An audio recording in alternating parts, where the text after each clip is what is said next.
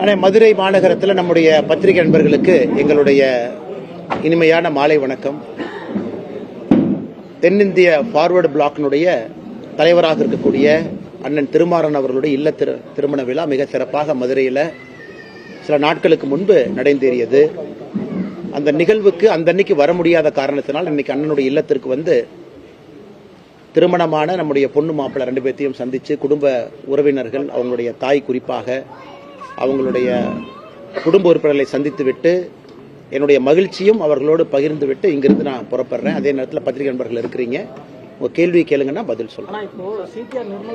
அண்ணே ஒரு விஷயம் நான் சொல்றேன், நல்லா புரிஞ்சுக்கண்ணே. நான் இன்னும் விஜயும் டிவிகேவை இன்னும் அடிக்க ஆரம்பிக்கல. நான் அடிக்க ஆரம்பிக்கல. ஏன்னா தமிழ்நாடு அரசியல்ல நான் எப்பொழுதுமே என்னுடைய பேச்சை வந்து மாத்தி பேசக்கூடிய ஆள் கிடையாது. விஜய் அவர்கள் அரசியலுக்கு வந்த முதல் நாள் நான் சொன்ன அதே கருத்தை தான் இன்னைக்கு சொல்றேன். அரசியலுக்கு புதியவர்கள் வரணும், எங்களோட ஒருத்தர் கூட்டணி சேரல அப்படிங்கறதுக்காக அப்படியே நான் மாத்தி எல்லாம் பேச மாட்டேன். அவருடைய பாதையில் அவர் போகட்டும். அதே நேரத்தில் இந்த டப்பா இன்ஜின் அப்படின்னு அவர் சொன்னதுக்கான பதிலடி நான் கொடுத்துட்டேன். ஆனா இன்னைக்கு டிவிகேவோ திரு விஜய் அவர்களோ இந்த கட்சியில் இருக்கக்கூடிய அல்லு சில்லுகளை வச்சுக்கிட்டு வம்பிழுத்தாருன்னா என்னுடைய பதிலும் மிக கடுமையா இருக்கும். அதே பிலோ த பெல்ட் நான் போவேன், விஜய் மேலேயே நான் போவேன். அது வேண்டாம். ஒரு நாகரிகமான அரசியல் விஜய் சொன்னனால என்னுடைய பதிலும் இன்னைக்கு நாகரிகமா இருக்கு. இந்த 2ஆம் கட்ட 3ஆம் கட்ட 4 கட்சி மாறி வந்தவங்க அவங்க எல்லாம் வச்சுக்கிட்டு பிலோ த பெல்ட் போகணும்னு நினைச்சாங்கன்னா அதே விஜய் அவர்களுக்கு, அதே டிவிகேக்கு, அதே பாணியில, அதே பிலோ த பெல்ட்ல அதை விட சிறப்பான பதில் சொல்ல தெரியும். வேண்டாம்னு நினைக்கிறேன். அரசியல் நாகரிகமா இருக்கட்டும், அவருடைய பாதையில் அவர் போகட்டும், மக்கள் முன்பு அவருடைய கருத்துக்களை வைக்கட்டும். அது ஏற்கனவே நான் சொன்னது போல இவிஎம் மிஷின்ல நம்முடைய தமிழகத்தினுடைய வாக்காளர் பெருமக்கள், எல்லா தலைவர்கள், எல்லா கூட்டணி கட்சி தொண்டர்கள், தலைவர்கள் சொல்வதெல்லாம் கேட்டுட்டு ஏப்ரல் மாதத்தில் வரக்கூடிய தேர்தலில் அவங்களுடைய எண்ணத்தில் இருக்கிறத பிரதிபலிக்கட்டும். அது காத்திருப்போம். அதே நேரத்தில் தேசிய ஜனநாயக கூட்டணி வெற்றி பெற வேண்டும் என்பதற்காக கடுமையாக உழைத்துக் கொண்டிருக்கின்றோம். அதனால தான் நீங்க சொல்லும் பொழுதே சில பேருக்கு நான் பதில் சொல்ல விரும்பலேன். ஏன்னா 2nd லெவல் 3rd லெவல்னு போக ஆரம்பிச்சு நான் பதில் சொல்ல ஆரம்பிச்சா இதுக்கு எண்டே இல்லை. அதனால இது ஒரு வார்னிங்கா கூட அவங்க எடுத்துக்கிட்டோம். ஆனா இன்னைக்கு வந்து ரொம்ப ஒரு ஆச்சரியமான விஷயம் என்னன்னாங்கன்னா, நியூஸ் 24/7 தொலைக்காட்சி நிறுவனம் இன்று காலையில் அந்த வீடியோ வெளியிட்டிருக்கிறாங்க. அந்த வீடியோவை பார்க்கும் பொழுது அந்த சம்பந்தப்பட்ட எம்எல்ஏ திரு பழனியாண்டி அவர்கள் நேரடியாக அங்க இருக்கிறாங்க. காவல்துறை இருக்கிற மாதிரி எனக்கு தெரியுது. 25 லட்சத்திற்கும் மேற்பட்ட அந்த உங்களுடைய கேமரா லைவ் எக்யூப்மெண்ட், அந்த எலக்ட்ரானிக் ஐட்டமை சேதப்படுத்தி இருக்கிறாங்க. நேரடியாக அந்த எம்எல்ஏவே வந்து தாக்குறார். இதைவிட ஒரு கிளியர் கட் ப்ரூஃப் என்ன வேணும்? ஆனால் கரூர் மாநகர காவல்துறை கண்காணிப்பாளர் அவர்கள் கொடுத்திருக்கக்கூடிய பத்திரிகை அறிக்கை முற்றிலும் பொய் என்பது இதிலிருந்தே தெரியுது. அதனால முதலமைச்சர் அவர்கள் தன்னுடைய கட்சியை சார்ந்த ஒரு எம்எல்ஏ, ஒரு சட்டமன்ற உறுப்பினர், அவர் தப்பாக நடத்தக்கூடிய, சட்டத்திற்கு புறம்பாக நடத்தக்கூடிய கல்குவாரி, அதை படம் பிடிக்க செல்லக்கூடிய ஒரு நிருபர், கதிரவன் என்கின்ற நிருபர், அவரை தாக்கியும் இத்தனை காலமா அது வந்து மௌனம்.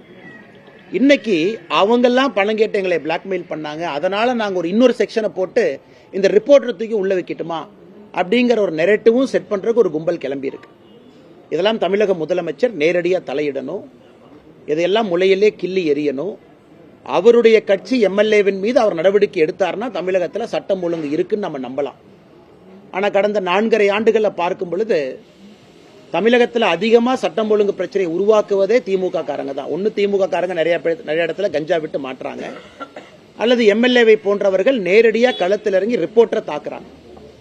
இதை விட தமிழகத்தில் சட்டம் ஒழுங்கு அதல பாதாளத்தில் இருக்கு அப்படின்னு படம் பிடித்து காட்டுவதற்கு என்ன வீடியோ வேண்டும் முதலமைச்சர் அவர்களே?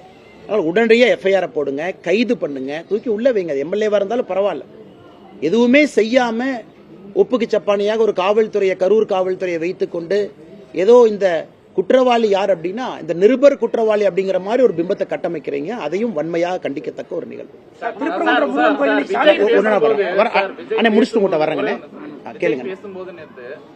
தமிழகத்துல என்டிஏவுக்கு எடப்பாடி பழனிசாமி தான் தலைமைன்னு நைனா நாயந்தர் உட்பட எல்லாரும் சொல்றாங்க. ஆனா அவர் வந்து பாஜக தலைமை அப்படின்ற மாதிரி ஒரு நேத்து நான் பதில் சொல்லியிருந்தேங்கன்னா, அது எங்களுடைய கட்சி, எங்களுடைய கூட்டணி, எங்களுடைய தலைவர்கள் அவங்க மக்கள் முன்னால எப்படி அப்படின்னு சொல்லிட்டாங்க. திரு விஜய் அவர்கள் கைத்தட்டு பெறுவதற்காக அவங்க கட்சிக்குள்ள அவர் என்ன வேணாலும் நரேட்டிவ் செட் பண்ணிக்கிட்டு அது அவருக்கு விட்டது. அதனால் தமிழக மக்கள் எல்லோருக்குமே தெரியும் யார் இன்னைக்கு முதலமைச்சராக இருக்கிறாங்க, எதிர்க்கட்சி தலைவராக யார் இருக்கிறாங்க, தேர்தல் களம் எப்படி இருக்குன்னு. ஆனால் இன்னைக்கு விஜய் அவர்களை பொறுத்தவரை நான் ஏற்கனவே நேற்று காலையில் கோயம்புத்தூர்ல சொன்னது போல அந்த அரங்கத்துக்குள் இருக்கக்கூடிய தன்னுடைய தொண்டர்களுடைய விசிலுக்காக கைத்தட்டலுக்காக பேசிய பேச்சாக மட்டும்தான் இருந்தோ தவிர ஒரு டெப்தா ஒரு சிந்திக்க வைக்கக்கூடிய ஒரு வாக்காளன எதற்கு நான் உங்களுக்கு ஓட்டு போடணும், எதற்கு மாற்றம் வேண்டும் அப்படிங்கிற பேச்சா இல்லை. அதனால அதை கடந்து போய் விடலாங்கண்ணா.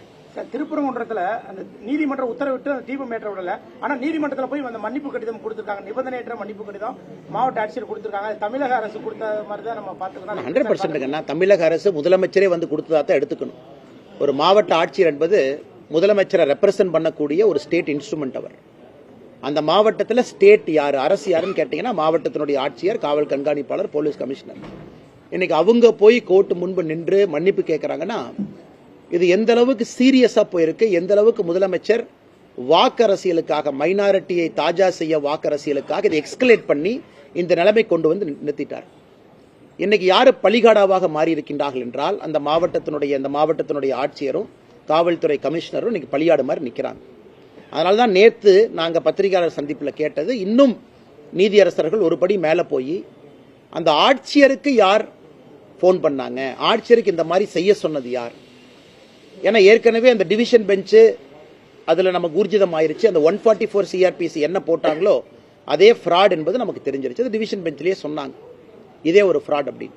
ஆனா இன்னைக்கு தப்பான ஒரு 144 தடை உத்தரவு போட்டு அதுல யாரோ மேலிருந்து கொடுத்த அழுத்தத்திற்கு பணிந்து ஒரு காவல்துறையும் மாவட்ட ஆட்சியரும் தான் செய்ய வேண்டிய கடமையிலிருந்து தவறி இன்னைக்கு தமிழ்நாடு ஸ்டேட்டே மக்கள் மன்றத்தில் அவமானப்பட்டு நீதியரசர்கள் முன்பு நீதிமன்றத்தில் வெட்கி தலைகுனியும் அளவுக்கு இன்னைக்கு நிலைமையை கொண்டு விட்டிருக்கிறாங்க. இதிலிருந்தே புரிந்து கொள்ள வேண்டும், கலவரத்தை ஏற்படுத்துவதற்கு முயற்சி செஞ்சது யார்? பழிய இன்னைக்கு நம்முடைய கட்சியின் மீது, நம்முடைய தோழர்கள் மீது, சகோதரர்கள் மீது போடுறாங்க. இன்னைக்கு வெட்ட வெளிச்சமாக நீதிமன்றத்தில் தமிழக மக்களுக்கு எல்லாம் தெரிஞ்சிருச்சு இந்த திருப்பரங்குன்றம் பிரச்சனையை உருவாக்கியதே திராவிட முன்னேற்ற கழகம் தலைமையிலான அரசு. காரணம் எதற்காக? வாக்கரசியலுக்காக, ஓட்டு அரசியலுக்காக. குறிப்பா பிரவீன் சக்கரவர்த்தி என்ன சொல்றாருன்னா, தாவேகா 2வது இடத்துக்கு வந்துருவாங்க, அதிமுக 3வது இடத்துக்கு போயிருவாங்க, தாவேகாவுடைய வாக்கு சதவீதம் அதிகமா இருக்கு, நாங்க கூட்டணி வச்சதுனால கூட எங்களுடைய வாக்கு சதவீதமே குறைஞ்சிருச்சு அப்படின்லாம் கூட அவர் பேசியிருக்காரு. ஆனா அதுல ஒரு 2 கருத்துல ஒரு கருத்து, தமிழகத்தை பொறுத்த வரைக்கும் பல ஆண்டு காலமாக இது ஒரு காங்கிரஸ் ஸ்டேட்டாக இருந்துச்சு. காங்கிரஸ் மாநிலமாக, காங்கிரஸை விரும்பக்கூடிய ஒரு மாநிலமாக தமிழ்நாடு பல ஆண்டு காலம் இருந்திருக்கு. இந்தியாவில் மற்ற பகுதியில் காங்கிரஸ் வருவதற்கு முன்பே தமிழகத்தில் காங்கிரஸ் மிகப்பெரிய தலைவர். இன்னைக்கும் காங்கிரஸ் ஒரு கட்சி இருக்குன்னா ஒரு ஐடென்டி தலைவர்கள் பார்த்தீங்கன்னா ராஜாஜி ஐயா ஆரம்பித்து காமராஜர் ஐயா வரைக்கும் நிறைய சொல்லிக்கிட்டே போகலாம். இடையில முக்கியமான தலைவர்கள் எல்லோருமே முதலமைச்சர் நாற்காலியில் அமர்ந்திருந்தாங்க. இன்னைக்கு அந்த காங்கிரஸ் கட்சி எப்படி இருக்குன்னா திரு பிரவீன் சக்கரவர்த்தி அவர்கள் பிரதிபலிக்கக்கூடிய காங்கிரஸ் கட்சியா இருக்கு. கூட்டணி ஒரு பக்கம், ஆசை இன்னொரு பக்கம். டெல்லியை பார்த்துக்கிட்டு இருக்கிறாங்க. டெல்லியிலிருந்து வரக்கூடிய தலைவர்களுடைய எண்ணம் வேறு மாதிரி இருக்கு, காங்கிரஸ் கட்சியினுடைய எண்ணம் வேறு மாதிரி இருக்கு. ஆனால் இன்னைக்கு பார்த்தீங்கன்னா காங்கிரஸ் கட்சி தமிழகத்தினுடைய தலைவருடைய நிலம் எப்படின்னா, தன்னுடைய சொந்த கட்சியை சார்ந்த ஒருவர் தனியார் தொலைக்காட்சி நிறுவனத்துக்கு பேட்டி கொடுத்து இவங்க வளர்ந்துட்டாங்க, திமுக வளர்ந்துச்சுன்னு எங்கேயுமே சொல்ல, திமுக ஆட்சிக்கு வரணும் எங்கேயுமே அவர் சொல்லல. அவர் மீது நடவடிக்கை கூட எடுக்க முடியாத நிலைமையில தான் தமிழக காங்கிரஸ் கட்சியினுடைய தலைவர் உட்கார்ந்திருக்கிறார். பத்திரிகை நண்பர்கள் ஏன் நடவடிக்கை எடுக்கலன்னு கேட்டா, நான் டெல்லிக்கு அனுப்பியிருக்கேன், டெல்லியில முடிவு பண்ணுவாங்க. அதாவது ஒரு கட்சியில ஒரு தொண்டனின் மீது ஒரு நடவடிக்கை எடுக்க கூட முடியாத ஒரு மாநில தலைவராக இருக்கக்கூடிய காங்கிரஸ் கட்சி இன்னைக்கு எதற்கும் டெல்லியை பார்த்து எதிர்பார்த்து கொண்டிருக்கின்றார்கள். இந்த ஒரு காரணத்துக்காகத்தான் காங்கிரஸ் அழிஞ்சிச்சு. தமிழகத்தில் இருந்த பவரை தூக்கி டெல்லியில கொடுத்தாங்க. கர்ம வீரர் காமராஜரையை எப்படி இங்க ஆட்சியை நடத்தினாங்க. அதன் பிறகு இந்திரா காந்தி அம்மையார் டேக் ஓவர் பண்ணதுக்கு அப்புறம் கர்ம வீரர் ஐயாவை தோற்கடிக்க வேண்டும் என்கின்ற ஒற்றை காரணத்திற்காக 1972 தேர்தலில் திராவிட முன்னேற்ற கழகத்தினுடைய கூட்டணி 234 தொகுதியில ஒரு தொகுதியும் கூட காங்கிரஸ் நிக்காம 1972 பாதி பாராளுமன்ற தொகுதியில காங்கிரஸ் நின்னாங்க. அன்னைக்கு ஆரம்பிச்ச வீழ்ச்சி காங்கிரஸ் இங்க இருக்கு. நான் காங்கிரஸ் கட்சியை பத்தி கமெண்ட்ரி கொடுக்க வேலை என் வேலை இல்லைங்கண்ணா. ஆனால் நிச்சயமாக காங்கிரஸ் கட்சியினுடைய வீழ்ச்சி தமிழகத்தில். ஆனா இன்னும் அவங்க பாருங்க 63 சீட் காங்கிரஸ் நின்னாங்க 2011. அதன் பிறகு 40 சில்லற சீட்டுக்கு வந்தாங்க. அதன் பிறகு 25 சீட்டுக்கு வந்துட்டாங்க. ஸோ 60 சீட்ல நின்ன ஒரு கட்சி அதே திமுக கூட்டணியில வெறும் 10 ஆண்டுகள்ல இன்னைக்கு 25 சீட்ல வந்து நிக்குது. ஆனாலும் காங்கிரஸ் கட்சி இன்னைக்கு பேசும் பொருளா இருக்கு. காரணம், தேவையில்லாம பிரதமர் மீது வைக்கக்கூடிய அவதூறான பேச்சுக்கள் எல்லாம், பாராளுமன்றத்தில் ராகுல் காந்தி அவர்கள் செய்யக்கூடிய சில தேவையில்லாத விஷயங்கள் எல்லாம். அதனால இன்னைக்கும் பிரவீன் சக்கரவர்த்தி அவங்க சொல்றத சொந்த கருத்துன்னு தான் காங்கிரஸ் சொல்ல போறாங்க. அவர் சொந்த கருத்துங்க, ஆனா கேட்டா all India data analytics wing head அப்படிம்பாங்க. அதனால இது காங்கிரஸ் கட்சிக்கான பிரச்சனை. காங்கிரஸ் கட்சி எப்படி இருக்கு அப்படிங்கிற மக்கள் மன்றத்தில் என் கருத்தாக இதை நான் வைக்கின்றேன். ஓபிஎஸ் அவர்கள் வர்றதுக்கு எதுவும் வாய்ப்பு இருக்கா சார்? நீங்க வந்து அவரோட ரொம்ப தொடர்பு இருந்தீங்க, நல்ல தொடர்புல. இப்ப அவர் தனிச்சுடப்பட்ட மாதிரி தெரியுது. அவர் வர யாரும் தனித்தல்ல எங்கேயும் போகலீங்கன்னா காலம் இருக்கிறது, காத்திருங்கள், பொறுமையா இருங்க, எல்லாம் நல்லதாக நடக்கும். தமிழகத்தில் 2026 திராவிட முன்னேற்ற கழகத்தினுடைய ஆட்சி தூக்கி எறியப்பட வேண்டும் என்று மக்கள் தெளிவாக நினைக்கின்றார்கள், விரும்புகின்றார்கள். அதற்கு என்ன நடக்கணுமோ அது நடக்குங்க. அண்ணாமலை பாஜகவில் என்ன நிலைமையில இருக்கிறாருன்னே தெரியலன்னு சேகர் பாபு பேசியிருக்கிறாரு சார். ஆனா நான் சேகர் பாபு ஒரு மாதிரி அண்டி பிழைக்கிற ஆண்டி இல்லைங்கண்ணா. இந்த பள்ளி எல்லாம் பாத்தீங்கன்னா இந்த செவுத்துல ஒட்டிக்கிட்டு சுத்திக்கிட்டு இருக்கும் வீட்டுல. அந்த பள்ளி கத்துனா மட்டும்தான் செவுத்துல ஒட்டி இருக்கிறது தெரியும். இன்னைக்கு சேகர் பாபு அவரை பார்க்கணும்னா முதலமைச்சருடைய ஜீப்ல ஓரத்துல பள்ளி மாதிரி ஒட்டிட்டு போவார். ஸ்ரீரங்க கோயில்ல எல்லாம் 4000 ரூபாய் டிக்கெட் வாங்கி சொர்க்கவாசல பாக்குறதுக்கு போவாங்க. அதே சேகர் பாபு எப்படி அடாவடியாக சென்னையினுடைய ரவுடியா எப்படி இருந்தாரோ 20 ஆண்டுகளுக்கு முன்பு, கோவில்ல இன்னைக்கும் அறநிலையத்துறை அமைச்சராக அதே ரவுடியா தான் இருக்கிறார். எல்லாம் நவருங்க. யாருன்னா சேகர் பாபுவும் அவருடைய குடும்பமும் போய் பெருமாளை ஃபர்ஸ்ட் பார்க்கணுமா? ஐயா, அவங்க பண்ண பாவத்தை எல்லாம் கோயில கழுவணுமா? கும்பாபிஷேகம் நடக்கும். லோக்கல்ல யாரோ 5 ரூபா 10 ரூபா 20 ரூபா போட்டு கும்பாபிஷேகம் நடத்துவாங்க.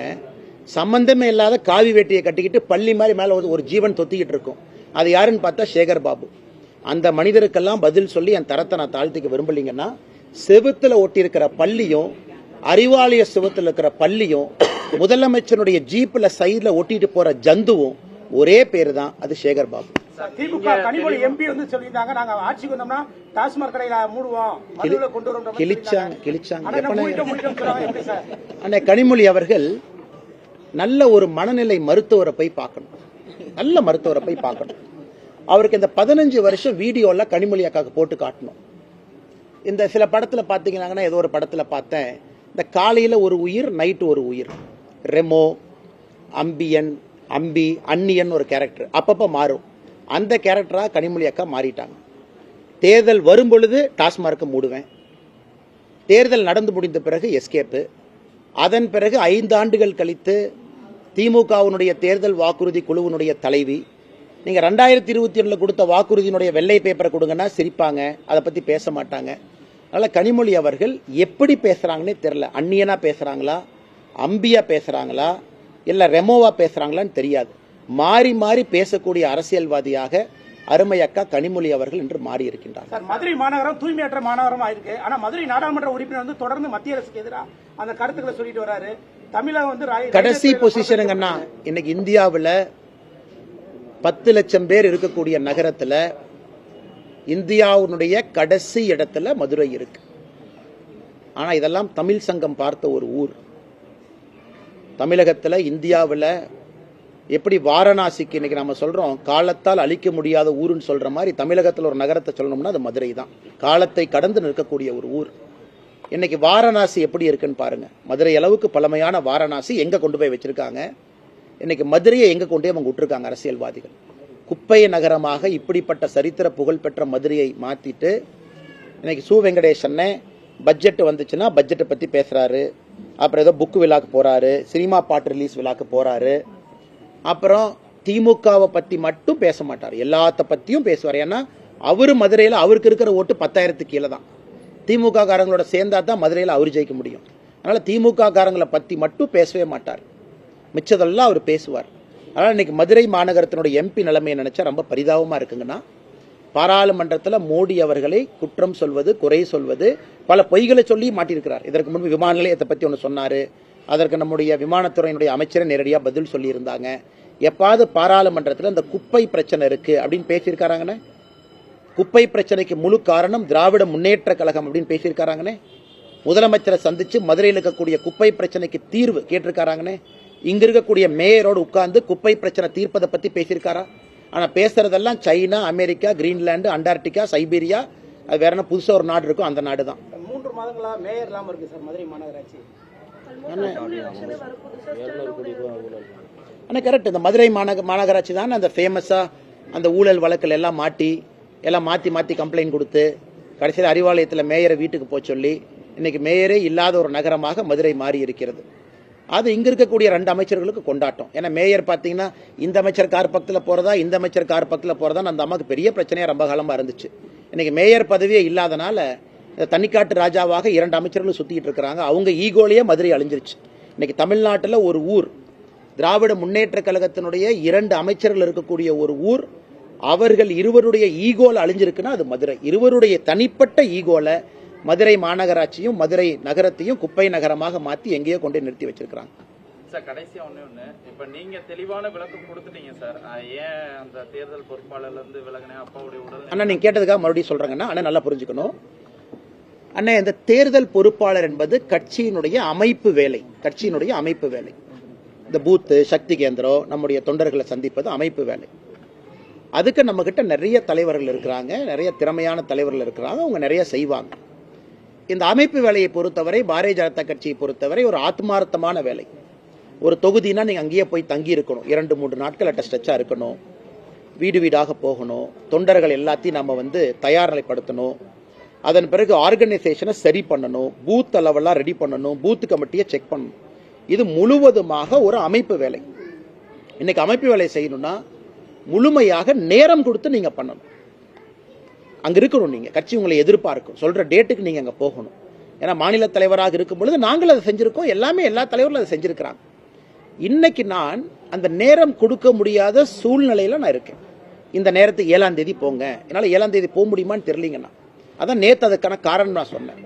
மற்றபடி அரசியல் வேலையும் இன்னைக்கு நம்முடைய இளைஞரணி தம்பியினுடைய திருமணம் இருந்துச்சு. இப்பதான் திருப்பரங்குன்றத்துல திருமணத்தை முடிச்சுட்டு இங்க வர்றேன். அண்ணன் திருமாறன் அண்ணன் அவர்கள் எனக்கு ஒரு சகோதரரை போல. நான் 2-3 நாள் தாமதமாக வந்தாலும் கூட என்னை அதே இன்முகத்தோடு வரவேற்கக்கூடிய அன்னைக்கு அண்ணன் வீட்டில் நான் இருக்கேன். அதனால இந்த பணி எனக்கு எப்ப நேரம் இருக்கோ ஓடி வந்துடுறேன். உதாரணத்துக்கு 3 நாள் தாமதமாக வர்றேன். அதனால அமைப்பு வேலையை கட்சி பார்த்துக்கும், தலைவர்கள் இருக்கிறாங்க, தொண்டர்கள் இருக்கிறாங்க, அது ஒரு பக்கம். மற்றபடி அரசியலை பொறுத்தவரை நம்ம பேசணும். பிரஸ் மீட்ல கேள்வி கேட்கறீங்க, நம்ம என்ன பதில் இல்லைன்னு சொன்னாங்கன்னா அரசியல் கேள்வி கேட்கறீங்க, அதுக்கான பதிலையும் நான் சொல்லியிருக்கேன். அதிலிருந்து பின்வாங்க போவது கிடையாது. அதற்கு கட்சிக்கு நாம நேரம் கொடுக்கிறோம். ஏன் நம்முடைய அகில இந்திய தலைவர் திரு நிதின் நபீன் அவர்கள் பொறுப்பேற்பதற்கு முன்னாடி நாள் நாமினேஷன் ஃபார்ம் கொடுக்கணும். அன்னைக்கு நான் அகில இந்திய தலைவர்கள்ட்டே நான் பர்மிஷன் கேட்டேன், ஐயா இன்னைக்கு என்னால வர முடியாது, கொஞ்சம் குடும்பத்தினுடைய சூழ்நிலை, நான் நாளைக்கு வந்துடுறேங்க ஐயான்னு. அடுத்த நாள் டெல்லிக்கு போய் அந்த நிகழ்ச்சியில பங்கேற்றேன். இது எல்லோருமே புரிந்து கொள்வார்கள். ஒரு கட்சியை பொறுத்தவரை எல்லாத்துக்குமே தெரியும் யாரை எங்க பயன்படுத்தணும், யாரை எங்க கூப்பிடணும். இது நேத்திலிருந்து பயங்கரமா நானும் பாக்குறேன், டிவியில் அப்படி டிபேட், அப்படி மீடியா அப்படி. சோ இந்த அன்னைக்கு அமைப்பு வேலைகளை அடுத்த 30 நாளும் நேரம் கொடுக்கணும். அவங்களுக்கு 5 தொகுதி கொடுத்திருக்காங்க, 6 தொகுதி கொடுத்திருக்காங்க, 3 தொகுதி கொடுத்திருக்காங்கன்னா அவங்க நேரம் கொடுத்து அங்க இருப்பாங்க. அந்த தொகுதியை வெற்றி தொகுதியா மாத்துவாங்க. அதே தொகுதிக்கு நாளைக்கு பிரச்சாரத்துக்கு போகணும், நான் அவைலபிளா இருக்கேன். மார்ச்ல சூழ்நிலை மாறி இருக்கும், வாங்கன்னு கேட்கறாங்க, நான் திரும்ப அங்க போறேன். ஆனா இன்னைக்கு எனக்கு அந்த சரியான நேரத்திற்கு நாம் செல்லவில்லை என்றால் அது கட்சியை அவமானப்படுத்துற மாதிரி இருக்கும். அதனால எப்பவோ நான் கட்சிக்கு சொல்லிட்டேன். நேற்று பத்திரிகையாளர் சந்திப்புல நீங்க அன்னை கோயம்புத்தூர்ல நிப்பீங்களா, அண்ணன் இங்க நிப்பீங்களான்னு கேட்டதுக்காக நான் பதில் சொன்னேன். நானாக சொல்லல, கேட்டீங்க, நான் பதில் சொன்னேன். எப்பவுமே என்னை பொறுத்தவரை நான் ஒளிச்சு மறைக்கிற ஆள் இல்ல, நேரடியா பதில் பேசிட்டு போறாள். ஏன்னா எப்பொழுதுமே நேரடியா பேசிட்டோம்னா மனசுல எப்பவுமே பாரம் இருக்காது. அதே நேரத்தில் நண்பர்கள் நன்றாக புரிந்து கொள்ள வேண்டும், பாரதிய ஜனதா கட்சி தேசிய ஜனநாயக கூட்டணியை பொறுத்தவரை 2026 திராவிட முன்னேற்ற கழகம் யூபிஏ, இன்னைக்கு அவங்க மாத்தி மாத்தி பேர் வச்சுக்கிறாங்க, இந்தி அலையன்ஸ் வச்சுக்கிறாங்க, யூபிஏன்னு வச்சுக்கிறாங்க. அது என்ன பேராக இருந்தாலும் கூட அவர்கள் 2026 ஆட்சி கட்டலிலிருந்து இறக்கப்பட வேண்டும் என்பதிலே தெளிவாக இருக்கின்றோம். அண்ணாமலை சார் மீண்டும் கோவையில் போட்டியிடுவாரா? அண்ணே, நம்ம கட்சியை பொறுத்த வரைக்கும் இந்த கட்சியினுடைய ஒரு நல்ல விஷயம் என்னன்னா எல்லாத்துக்குமே அந்த கட்சி ஒரு பணி கொடுக்கும், இதை செய்யுங்கன்னு சொல்லணும். ஈவன் சிட்டிங் எம்எல்ஏவாக இருந்தாலும் கூட கட்சி ரீநாமினேட் பண்ணாதான் அவங்க அந்த தொகுதியினுடைய சட்டமன்ற வேட்பாளராக திரும்ப வருவாங்க. ஆனால் இந்த கட்சியை பொறுத்தவரை ஒரு அற்புதமான விஷயம் என்னன்னா கட்சி யாரு எங்க நிக்கணும், எதற்காக நிக்கணும். 2024 கோயம்புத்தூர்ல நிக்கணும், கோயம்புத்தூர் நின்னாச்சு. 2026 எங்க நிக்கணும்னு சொல்லும் பொழுது அங்க நிக்கிறோம். அதே நேரத்தில் எல்லா பகுதியிலையும் வேலை செய்யறோம். அரசியல் வேலைகள் எல்லா பகுதிக்கு போறோம், எல்லா இடத்துலயும் பேசுறோம். இன்னைக்கு மதுரையில் இருக்கிறோம், நேத்து கோயம்புத்தூர், அடுத்த 2-3 நாள், நாளைக்கு மத்தியானத்துல இருந்து கோயம்புத்தூர்ல இருப்பாங்க 2 நாளைக்கு. அதனால எங்கெங்கெல்லாம் நேரம் கொடுக்க முடியுதோ கோயம்புத்தூர்லேருந்து வெளியே வந்து நேரம் கொடுத்துட்டு திரும்ப நான் போய்க்கிறேங்கன்னா, அமைப்பு வேலையை பொறுத்தவரை சொல்லுகின்ற நேரத்திற்கு என்னால் வர முடியாது என்பதை நான் தெளிவுபடுத்தியிருக்கேன். கட்சிக்கும் ரொம்ப நாளைக்கு முன்னாடி சொல்லிட்டேன், அகில இந்திய தலைவர்களுக்கும் ரொம்ப நாள் முன்னாடி நான் சொல்லிட்டேன். அதற்குத்தான் நான் நிதின் நபீன் அவர்களுடைய பதவியேற்பு விழாவையும் கூட உங்களுக்கு ஒரு உதாரணமா நான் கொடுத்தேன். இந்த குழப்பம் யாருக்கு இருக்கக்கூடாதுங்கிறக்காக ஒரு உதாரணமா கொடுத்தேன். நன்றி அண்ணா. அண்ணா எஸ் வி சேகரன் அண்ணா ஒரு டிராமால தான் நடிச்சிட்டு இருந்தாரு. அவர் டிராமாவில் நடிச்சிட்டு இருந்தாரு. முதலமைச்சருக்கு ஜிங்ஜா போட்டுட்டு இருந்தாரு. டிராமா கூப்பிட்டு ஐயா ஸ்டாலினை கூட வச்சு ஜிங்ஜா அடிப்பாரு. அவர் டிராமாக்காரர். இன்னைக்கு தமிழ்நாட்டுடைய பிரச்சனை என்னன்னாங்கன்னா, டிராமாவில் நடிக்கிறவங்க அரசியலை பத்தி பேசுறாங்க. டிராமாவில் நடிக்கிறவங்க டிராமா நடிங்க. உங்களுக்கு டிக்கெட் விற்கணும், முதலமைச்சர் காலில் உழுவணும், ஏதாச்சும் கலைமாமணி விருது கிடைக்கணும், அதுக்காக சில பேர் தமிழ்நாட்டில் சுத்திட்டு இருக்கிறாங்க. ஏன் அவங்களுக்கு அரசியலுக்குள்ள? அதாவது நான் வந்து 2014 மோடிக்காக பிஜேபிக்கு வந்தேன், அப்புறம் அண்ணாமலை எதிர்த்து இன்னைக்கு திமுகவுக்கு போயிட்டேன், இந்த மாதிரி சொல்றவங்க கருத்துக்களை எப்படி நான் பதில் சொல்ல முடியுங்கண்ணா? அண்ணாமலை இருக்கிறானோ இல்லையோ, நான் பிஜேபியில இருப்பேன், இது தொண்டர்களுக்கான இயக்கம்னா நான் பதில் சொல்றேன். நீ திமுகவுக்கு போகணும், அல்லது நீ ஏற்கனவே சொன்ன மாதிரி ஒரு தம்பி பிஜேபியிலிருந்து அதிமுகவுக்கு போகணும், அதிமுக தம்பி டிவிகேக்கு போகணும். நீ போறனா போய்க்கப்பா, பழிய எம்எல்ல போடுற. உனக்கு ஒரு கட்சியின் மீது நம்பிக்கை இருக்குன்னா அந்த கட்சியில் நீ இருக்கணும். தலைவர்கள் வருவார்கள் போவார்கள். இன்னைக்கு நீங்க சொன்ன அந்த காமெடி நடிகர் வந்து அப்படித்தான் ஆயிட்டார். ஆனா நீங்க மீடியா நண்பர்கள் என்ன பண்றீங்க? உங்களுக்கு ஒரு டிஆர்பி வேணும். மக்களுக்கு காலையில இருந்து டிவியை பாக்குறாங்க. அண்ணாமலை என்ன எப்ப பார்த்தாலும் சீரியஸா பேசுவார், உலக அரசியல் பேசுவார், டேட்டா பேசுவார். அப்ப காமெடிக்கு ஒரு 2 பேர் வரணும். அவங்களையும் போட்டா தான் டிவி மக்கள் பார்ப்பாங்க. ஒரு காமெடி நடிகரை போட்டு எனக்கு அப்புறம் போடுறீங்க. அந்த காமெடி நடிகர் 2 கருத்து சொல்றாங்கன்னு மறுபடியும் என்கிட்ட கேட்கறீங்க. அதனால காமெடி நாடக நடிகரை காமெடியாவே வச்சுக்குவோம். இத்தனை நாளா பதில் சொல்ல நீங்க கேட்டதுக்காக சொல்றோம். அவரு கஷ்டப்பட்டு ஒரு டிக்கெட் 2 டிக்கெட்டை வித்துட்டு அப்படியே ஸ்டேஜில் நடிச்சுக்கிட்டோம். இன்னைக்கு ஒரு சீட்டுக்காக, ஒரு எம்எல்ஏ சீட்டுக்காக சில காமெடி நடிகர்கள் தமிழகத்தில், நாடக நடிகர்கள் பிச்சை எடுக்கக்கூடிய நிலையில ஆண்டவன் அவங்கள வச்சிருக்கான். ஆனா கேட்டா நான் அந்த கட்சியில் அப்படி இருந்தேன், அந்த கட்சியில் எம்எல்ஏவா இருந்தேன், அதுக்கப்புறம் பிஜேபிக்கு வந்து அதுக்கப்புறம் டிஎம்கேக்கு போனேன். நாடக கூடாரம் போல கட்சி கட்சியா மாறுறவங்களுக்கெல்லாம் எப்படி நான் பதில் சொல்ல முடியுங்க?